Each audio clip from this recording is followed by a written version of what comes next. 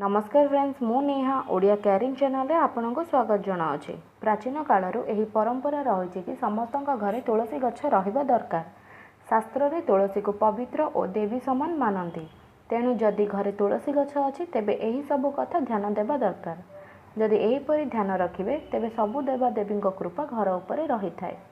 घरे तुलसी गछ थिले सकारात्मक और सुगंध वातावरण रही थाए। पैसार अभाव रहे नाही एवं परिवार सदस्य मानक स्वास्थ्य भल रही थाए। तो फ्रेंड्स, आज जानिबा तुलसी संबंधी किछि कथा जहाँ शास्त्र रे रही अछि। प्रथमटी केउं दिन मानकरे तुलसी पत्र तोला जाए नाही। शास्त्र अनुसार तुलसी पत्र सबुदिन तोलती नहीं।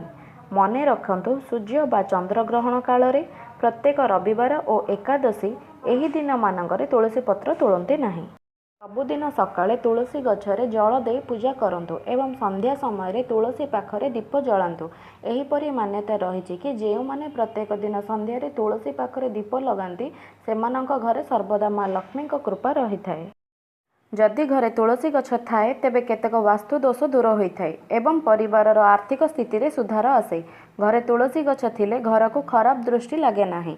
कौनसी प्रकार नेगेटिव एनर्जी प्रवेश करिपारे नाही। परिवार रे पॉजिटिव एनर्जी रही है। ध्यान दियंतु, सुखीथिबा तुलसी घरे रखंतु नाही। जदि घरे लागिथिबा तुलसी सुखी जाए तेबे कौनसी पवित्र नदी, पोखरी, कुआं प्रवाहित करदेबा दरकार। सुखीथिबा तुलसी घरे रखिले ताहाको अशुभ मानती। कौनसी कारणवशतः तुलसी गछ सुखी जाए तेबे तुरंत नुआ तुलसी गछ लगाइबा दरकार। सुखीथिबा तुलसी घरे रखिले घरर उन्नति रे खराब प्रभाव पकाई थाए। तेणु घरे सबुबेले भल तुलसी गछ लगाइबा दरकार। तुलसीर धार्मिक महत्व रही, ताहा सह औषधीय गुण मध्य रही। तेणु तुलसी को संजीवनी बूटी बोली कहा जाई थाए।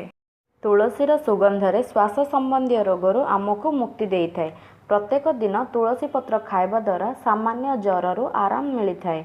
सीजन चेंज हेबा समय रे स्वास्थ्य मध्य खराब होई थाए।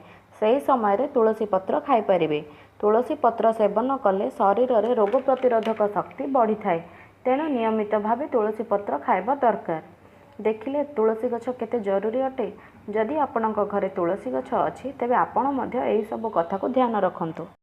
फ्रेंड्स, वीडियोटी किपरि लागिला कमेंट करी निश्चय जणाइबे। जदि आपण एबे पर्यंत आम चैनल को सब्सक्राइब करिना ताहाले वीडियो तळे थिबा रेड कलर सब्सक्राइब बटन को क्लिक करी आम चैनल को सब्सक्राइब करिनियंतु। ताहा सह पाखरे थिबा बेल आइकन को प्रेस करंतु, जहा द्वारा नूतन वीडियो सर्वप्रथमे पाई परिबे।